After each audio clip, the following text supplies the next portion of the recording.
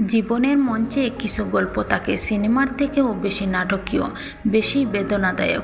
আজ আমরা কথা বলছি দুই নারীর, একজন বাস্তব জীবনের সংগ্রামী আর একজন ট্র্যাজেডির প্রতীক। একদিকে আছেন অপু বিশ্বাস, যিনি ভালোবেসে ঘর বেঁধেছিলেন সাকিব খানের সঙ্গে। স্বপ্ন ছিল, পরিবার ছিল একটি ছোট্ট সন্তান। কিন্তু সম্পর্কের ভাঙ্গন, বিশ্বাসের সংকট আর তৃতীয় ব্যক্তির আগমনে সেই স্বপ্ন ভেঙে চুরমার হয়ে যায়। অনেকেই বলেন সেই তৃতীয় ব্যক্তি ছিলেন নায়িকা শবনম বুবলী। অন্যদিকে ইকরা এক নারীর প্রতীক, যে ভালোবাসার আঘাত সইতে না পেরে ভেঙে পড়েছিলেন। তারও ছিল একটি সন্তান, তাও ছিল হাজারো স্বপ্নের। কিন্তু ধৈর্যের শেষ সীমায় গিয়ে সে পৃথিবীর মায়া ত্যাগ করে চলে যায় না ফেরার দেশে, চিরকালের জন্য।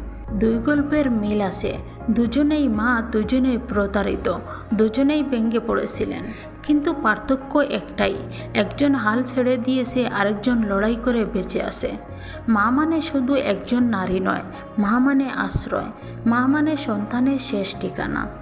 দিন শেষে ছোটো ছোটো বাচ্চারা তো মায়ের কাছেই ফিরে আসে। যদি সেই মা না থাকে তাহলে তাদের পৃথিবীটা কোথায় দাঁড়াবে?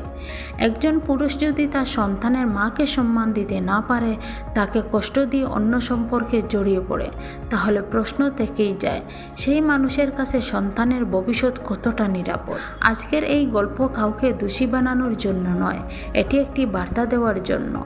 ভালোবাসা ভেঙে যেতে পারে, সম্পর্ক শেষ হয়ে যেতে পারে, কিন্তু একজন মায়ের দায়িত্ব কখনো শেষ হয় না। মৃত্যু হয়তো সব কষ্ট থামিয়ে দেয়, কিন্তু তার সন্তানেরও ভবিষ্যৎ থামিয়ে দেয়। আর বেঁচে থাকা, সেটাই আসল সাহস। আজ যারা কষ্টে আছেন, যারা প্রতারণার যন্ত্রণা বুকে নিয়ে বেঁচে আছেন,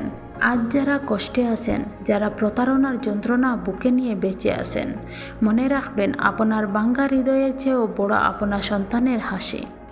কারণ একজন মা যখন বেঁচে থাকার সিদ্ধান্ত নেয়, তখন তিনি শুধু নিজের জন্য নয়, তার সন্তানের পুরো পৃথিবীর জন্য লড়াই করে যায়।